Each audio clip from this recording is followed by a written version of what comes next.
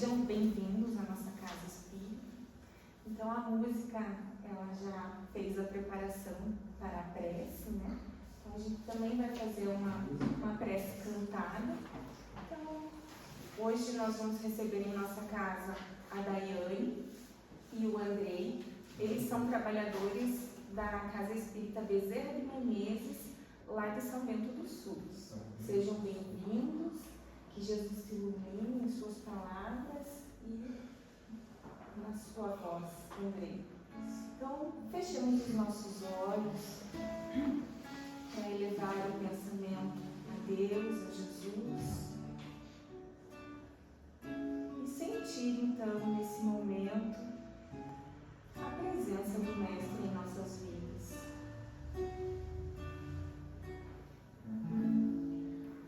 Toda vez que eu penso em Jesus, meu coração se acende no meu peito. Toda vez que eu sinto essa luz iluminando a minha mente e o meu corpo, pareço flutuar. Quando penso em Jesus, eu sinto paz. Quando penso em Jesus, minha alma se perfuma numa doce vibração. Os meus pensamentos se transformam e eu sinto que dentro do coração vai surgindo, vai crescendo um sentimento diferente, puro, me enchendo, me elevando, transcendendo todas as fronteiras. E o mundo inteiro é alegria, colorido como uma manhã de sol. Quase grito de tanta felicidade, meu sorriso não demora a despontar. Quando penso em Jesus, só quero amar. Quando penso em Jesus, minha alma se perfuma numa doce vibração. Os meus pensamentos se transformam e eu sinto que dentro do coração vai surgindo, vai crescendo um sentimento diferente, puro, me enchendo, me elevando, transcendendo todas as fronteiras. E o mundo inteiro é alegria, colorido como uma manhã de sol. Quase grito de tanta felicidade, meu sorriso não demora a despontar. Quando penso em Jesus, só quero amar. Quando penso em Jesus, só quero amar.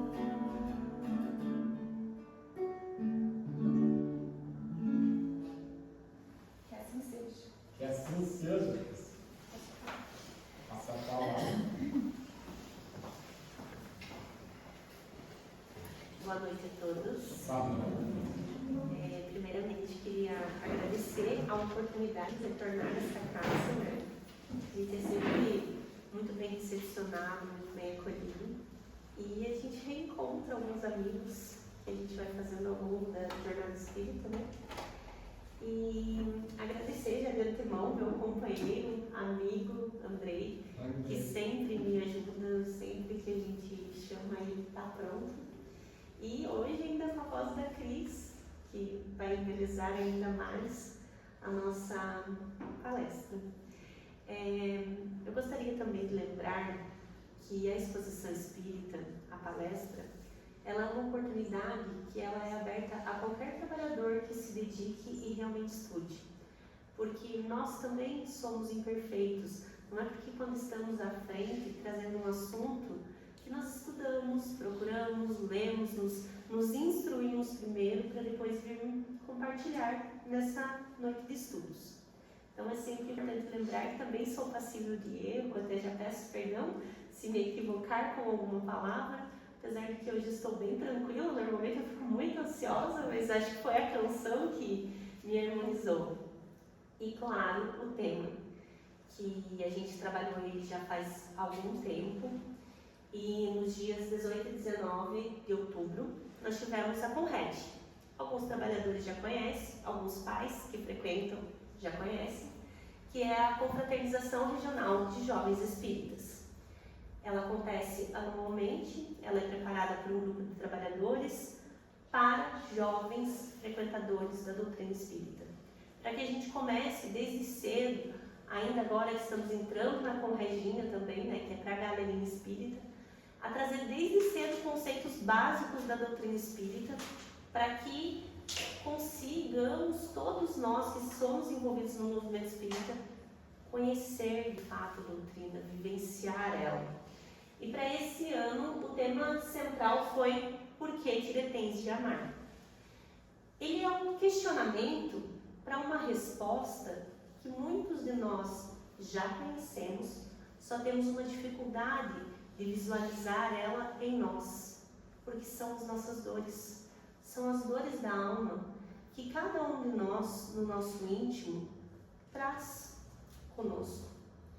E o objetivo central, né, que o setor pedagógico desenvolveu com os jovens no longo desses pequenos dias, desses instantes, digamos assim, foi reconhecer que é o amor, através desse processo de autoconhecimento, coragem e vivência cotidiana, representa o melhor remédio para as dores da alma e o melhor roteiro para alcançarmos a felicidade, porque nós seremos felizes, nós vamos alcançar a felicidade, mas nós, ainda imperfeitos, nos colocamos numa situação de dúvida sobre existências, crises de fé, sentido da vida, nos questionamos sobre fenômenos espirituais, sobre o nosso autodesenvolvimento, sobre a nossa segurança e a segurança do nosso próximo,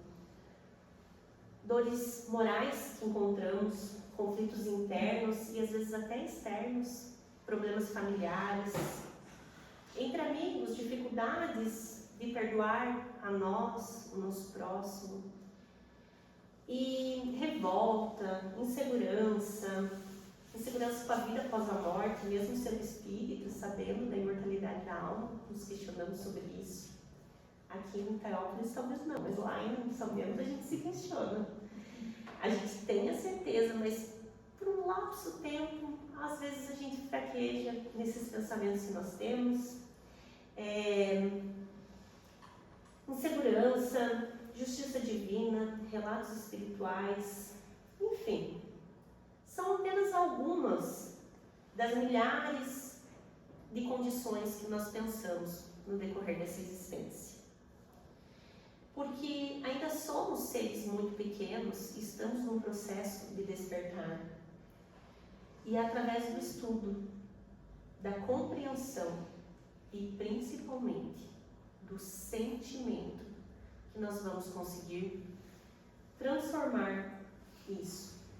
Mas existem caminhos e às vezes tem uns que são bem desenhados, somos só nós que não vemos. Mas nós temos, através da doutrina espírita, aquela certeza. Então, nós não vamos desistir, nós vamos persistir, nos instruir e, quiçá, nessa encarnação, conseguir realmente viver o Evangelho. Mas Deus, na sua bondade fecunda e infinita, não nos deixaria à mercê dessas dúvidas. E Kardec nos traz respostas claras para essas dúvidas e nos deixa algumas obras básicas que vão solucionar esses questionamentos. No Evangelho segundo o Espiritismo, podemos sanar as nossas dúvidas sobre existências, sobre as nossas crises de fé e sobre o sentido da vida. Já na segunda obra, o Livro dos Médiuns, ele fala sobre fenômenos espirituais, desenvolvimento e a segurança desse trabalho. No Evangelho segundo o Espiritismo, que é uma das obras mais lidas, inclusive por não frequentadores da doutrina, mas por simpatizantes, porque ela fala das nossas dores morais.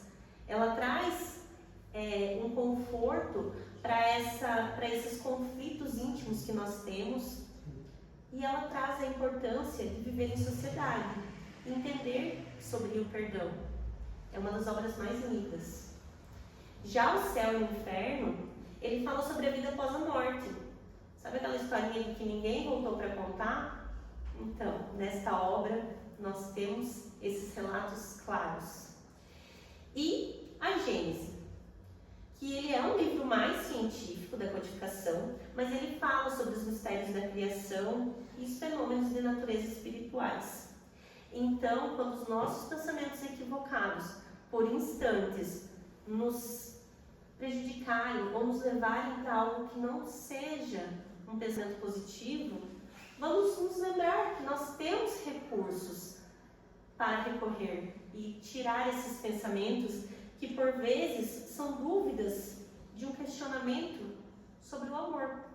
E nós sabemos que o amor é a lei que vai nos fazer caminhar de uma forma mais serena, mais calma. Mas, por vezes, a gente perde um pouquinho o controle. Igual no Divertidamente, que inclusive foi um dos filmes que a gente trabalhou com a evangelização antes de ir para o encontro. Porque ele é muito palpável como exemplo, quando a menininha está lá, a alegria, e ela está dominando a sala de controle sobre os outros sentimentos.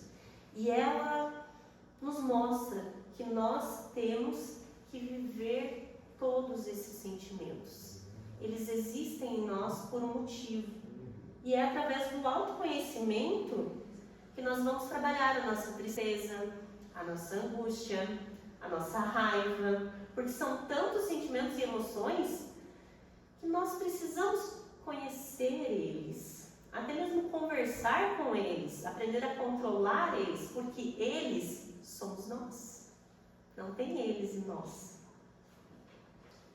Então, nós precisamos assumir o controle da nossa sala de comando e refletir para agirmos num ponto específico da nossa encarnação: a reforma íntima, a evangelização do nosso espírito, nós, seres imortais. Então, nós temos esses caminhos. E quando nós olhamos para um espelho, nós vemos o quê? O nosso corpo físico, certo? O nosso corpo físico, ele é um instrumento. E como instrumento, ele reflete as nossas dores. Por exemplo, conseguimos reconhecer uma pessoa quando ela está triste? Conseguimos perceber quando uma pessoa está com raiva? Conseguimos perceber quando uma pessoa está muito feliz? Porque o nosso corpo fala. Agora, quando eu olho no espelho, eu também preciso reconhecer além da matéria. Eu consigo me olhar e ver o ser que eu sou? Ou eu vejo apenas a matéria? As emoções, elas são como botões. Elas podem acender florescer, intensificar aquilo que eu tenho em mim. Então, precisamos reconhecer e trabalhar a função de cada uma das dores que nós trazemos em nós. E as nossas dores, elas são únicas e íntimas. O que está na minha alma a ser curada, não vai estar na alma da Cris, ou do Andrei, ou de qualquer um de nós. É só nosso. Então, Jesus, ele sempre trouxe parábolas para exemplificar, porque nós ainda temos muita dificuldade em aprender. A gente lê, a gente até compreende, mas vivenciar ainda estamos patinando para conseguir caminhar. Então as parábolas, elas são muito boas para a gente conseguir entender um pouquinho. E quando a gente fala em parábolas, logo à nossa mente vem algumas, como por exemplo, Marta e Maria, o Bom Samaritano, Maria de Magdala e tantas outras. Imagino que muitos de vocês podem ter pensado alguma. Hoje eu vou lembrar de uma história de um fariseu, zeloso, estudante da lei, e seu nome era Saulo. Ele está no livro Paulo e Estevão, mas nós vamos focar em Saulo, porque ele era um soldado romano de alto escalão, muito estudioso das leis da época, e sempre o seu objetivo foi defender a lei. Em determinado momento da sua vida, o livro é muito bonito, mas eu vou focar só na história de Saulo. Em determinada época da sua vida, na casa de Zacarias, veio a conhecer uma moça, Abigail. Então, eles começaram a se relacionar e ela contou para ele uma história muito triste, que fora separada do pai e do irmão, ainda muito jovem, e que ela tinha dentro do seu coração a certeza que iria reencontrar o seu irmão, Gesiel. E foi então que Saulo, com um determinado escalão, pensou que ele, como doutor da lei da época, poderia ajudar ela a encontrar seu irmão. E começou as suas buscas, até que se deparou em uma casa, chamada a casa onde encontram-se os homens no caminho. Tinha algumas atividades lá, mas ele não conhecia. Então ele foi até lá procurando Gesiel e encontrou Pedro, Tiago, João e Estevão. E questionou sobre aquelas atividades, porque chegou lá, se deparou com uma situação e se desentendeu logo com Estevão. Então ele retornou e denunciou Estevão ao Sinédrio, o qual foi julgado e condenado. Para o dia do ato de sua condenação, ele chamou Abigail para que estivesse ao lado dele, porque naquela época era um show que se fazia. E ela aceitou o convite do amado e fora até lá. Chegando lá, como era da época fazer, em praça pública, com várias pessoas assistindo, fora ao ato em que Gesiel seria morto, na época. E ele foi agredido várias vezes, até que em determinado momento Abigail olha e reconhece em Estevão o seu irmão. E no momento ela já fala para Saulo, que ordena imediatamente para que retirem ele de lá e levem até uma sala. E então, quando eles chegam nessa sala, eu estou contando assim, bem o que está vindo na minha cabeça do livro, tá? Então não está bem no ponto certo. Quando eles chegam naquela sala, Abigail olha para ele e ele imediatamente a reconhece. Estevão era o seu irmão Gesiel. E naquele momento, eles têm um diálogo em que Estevão fala para ela de como o Messias havia transformado a sua vida. E tem toda uma descrição lindíssima na obra, mas naquele momento, Saulo com tamanha confusão e tristeza, porque Estevão não sobrevive, ele logo após a conversa acaba morrendo. E Saulo ficou muito revoltado, ele ficou profundamente triste, porque ele não tinha como imaginar que Estevão era Gesiel, não houve esse diálogo. E aí, tomado por tamanha revolta, pensando que não ia conseguir conviver com aquilo, ele resolve romper com Abigail, porque ele não ia conseguir carregar aquele fardo que ele acabara de conduzir da situação. E aí, então, ele sem Abigail intensificou a perseguição, né, aos cristãos da época. E passa-se um tempo que a alma dele está muito fragilizada, porque, como eu disse lá no começo, o único objetivo dele sempre foi cumprir a lei. E até aquele momento era aquela lei que ele entendia como a lei verdadeira. E aí então, com o passar do tempo e aquela tristeza no íntimo dele, ele começa a refletir e pensando muito no amor que ele viveu com Abigail, que era um amor verdadeiro, intenso, ele resolve ir atrás de Abigail, que estava morando novamente com Zacarias. Ele faz uma viagem até encontrar ela, e quando ele chega, eles conversam sobre o amor deles. E ela começa a contar que começou a receber visita de Ananias, e que Ananias trouxe para ela o Evangelho de Jesus. Contou como isso ajudou ela a transformar a sua vida, a sua perspectiva. E ela fala que como ela está muito doente, ela não pode ficar com ele, mas que ela ainda o ama muito. Então, ele sai, e ainda com aquele sentimento de revolta e raiva, agora ele achou outra pessoa para perseguir. Ele quer ir atrás de Ananias. E Zacarias não fala onde Ananias está. Aí ele retorna, mas ele, como um bom soldado, torturou alguns cristãos para descobrir o paradeiro de Ananias, que estava em Damasco. Então ele começa a fazer uma viagem para Damasco. Mas nessa viagem vai aflorando ainda mais as dores da alma dele. E ele vai refletindo sobre essas dores e lembrando do que acontecera com Abigail e Estevão, se revolta novamente de lembrar desse episódio.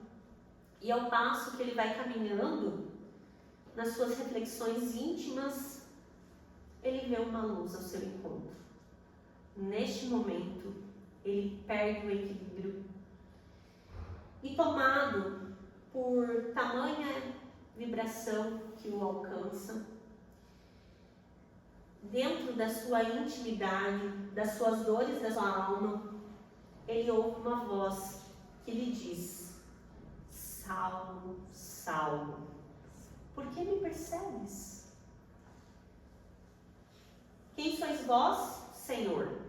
Responde ele. Nesse momento, a resposta vem: eu sou Jesus.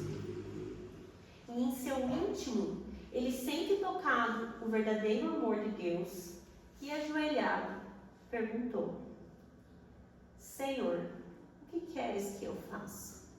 Senhor, o que queres que eu faça? Senhor, o que queres que eu faça? E a partir desse momento, Saulo se torna Paulo, que muitos de vocês conhecem, pois ele foi um dos maiores precursores do Evangelho de Jesus. Mas vamos nos lembrar que ele passou por uma dor interna. Este é o ponto da parábola, da história que nós vamos nos lembrar. Porque assim, todos nós temos as nossas dores, mas todos nós podemos levar o Evangelho de Jesus aos outros, porque poderoso é o sol da verdade. E hoje é o presente, ontem é passado, amanhã é futuro. O que eu escolho hoje vai estar no meu futuro. Então, se eu escolho trabalhar se eu escolho estudar, os frutos virão no futuro. E quando nós trabalhamos com a nossa evangelização e com a evangelização dos nossos jovens, quando nós olhamos fotos como estas e alguns jovens desta casa espírita num encontro, com certeza nós veremos os trabalhadores do futuro. Porque precisamos formar uma base de conhecimento em nós e no próximo. Então, precisamos pensar e refletir em nós. Que dor eu ainda tenho a curar no meu íntimo? Porque o trabalho da evangelização é em nós. Fala-se muito em evangelização espírita, mas nós temos que nos lembrar que a evangelização é do espírito. E quando Saulo se transforma num trabalhador, ele deixou o velho homem Saulo para se tornar Paulo. Eu posso deixar a velha Daiane para me tornar a nova Daiane. Não é uma mudança de nome, é uma mudança de pensamento, de compreensão e de vivência evangélica. Ainda sobre parábolas, essa eu vou contar um pouco mais rápido. Jesus trouxe a parábola do joio e do trigo, onde ela inicia assim no Evangelho. Jesus propôs-lhes, dizendo: o reino dos céus é semelhante a um homem que semeou boa semente no seu campo.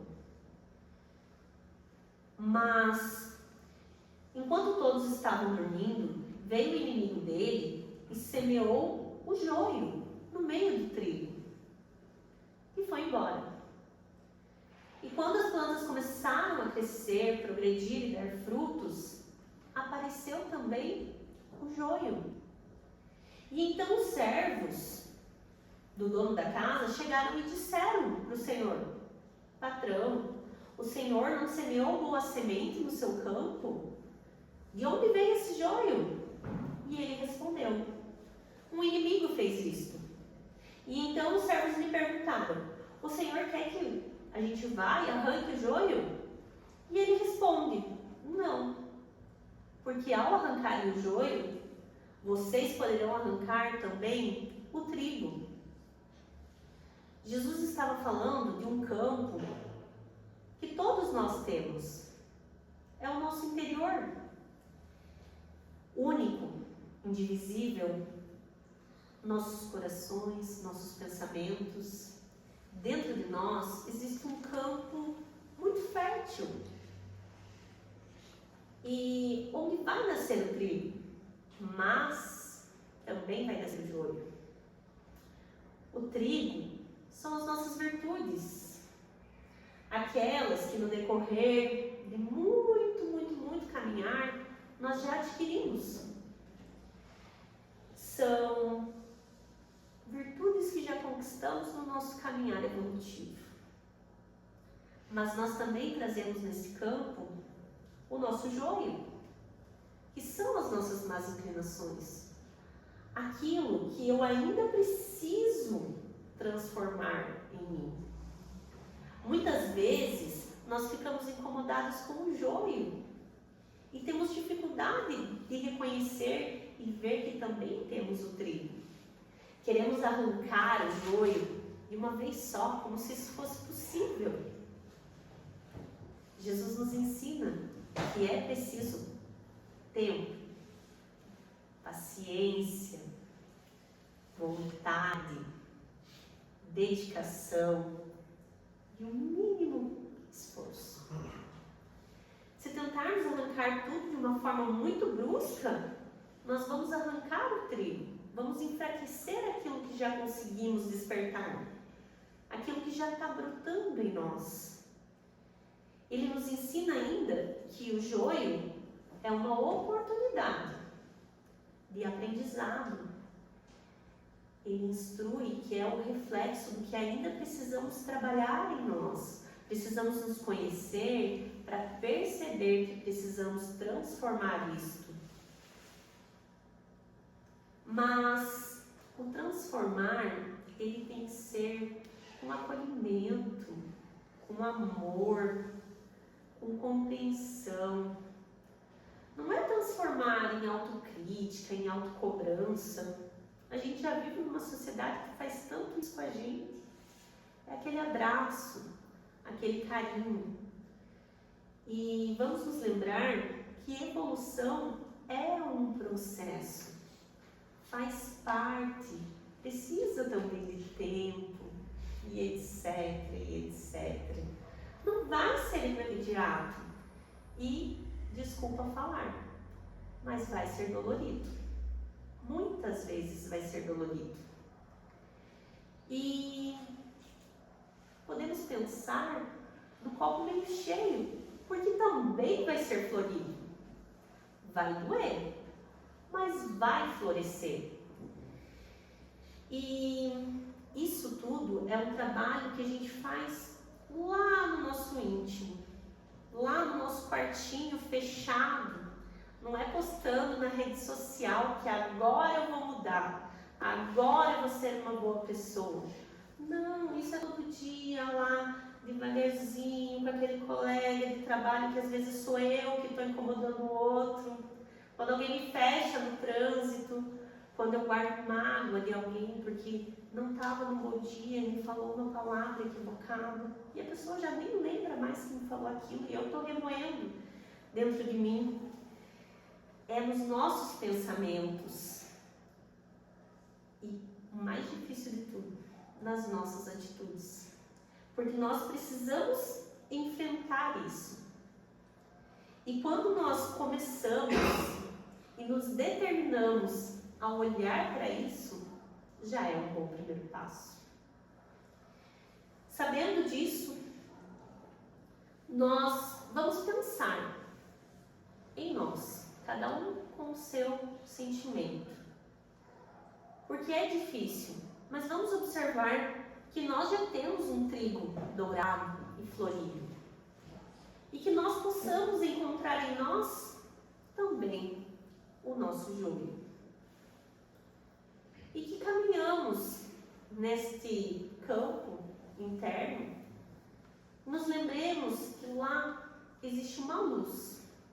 E é uma luz que brilha tanto, ilumina e aquece o trigo, mas também ilumina e aquece o joio.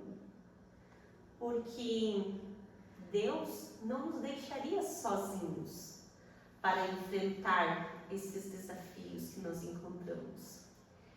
Então, sem julgamento, acolhendo e observando em nós, vamos deixar, através de uma bela canção, o nosso campo ser iluminado.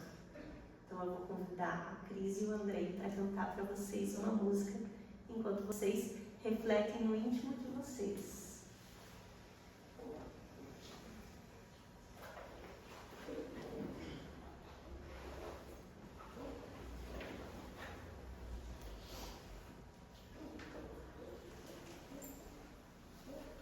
Porque às vezes a gente acha que a gente está sozinho nesse caminhar e a gente se esquece de várias coisas que nós temos, mas uma delas está tão próximo da gente.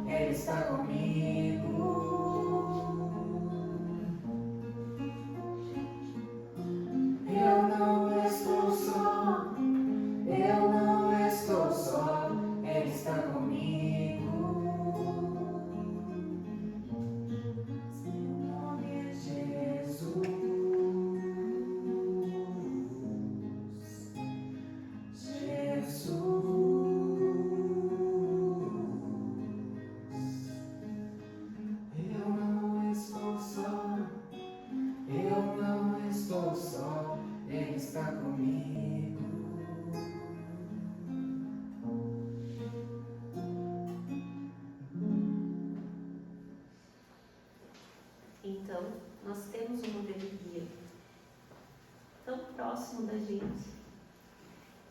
E quando nós refletimos no espelho da alma, que ainda dormita, procurando por respostas para tantas perguntas que ainda soam em nossas mentes, a se repetir todos os dias, seres milenares, caminhamos até aqui, trazendo em nós dores e feridas. Mas, se estás cansados e sobrecarregados, dia virá em que o reflexo desse espelho trará a imagem de Jesus. Como disse Paulo, não sou eu quem vive em mim, mas o Cristo vive. E o dia de hoje será passado, pois o futuro será luz. Então, que nos instantes em que as nossas mentes vierem a nos lembrar que só temos de olho, vamos procurar em nós aquele trigo dourado que já existe. E que sigamos nos tratando, porque as dores da alma, elas exigem um tratamento contínuo.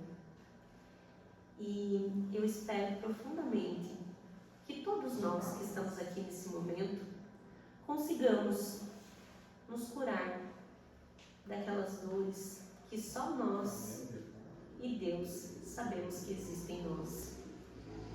E que continuemos, assim como Paulo, a encontrar aquele que primeiro nos amou. Eu agradeço pela paciência de terem me ouvido e espero que possamos nos lembrar que somos muito, muito amados. Eu agradeço e eu devolvo a palavra. Muito obrigada.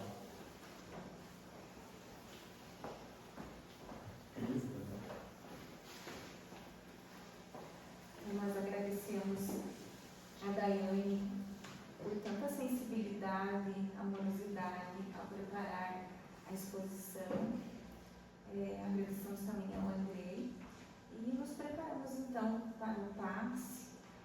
Pedimos que todos se conectem com Deus, com Jesus. Eu acredito que todos nós estamos em sintonia com Ele. Vai passar para o passe. Eu vou pedir para o Andrei para tocar uma música como prece para finalizar.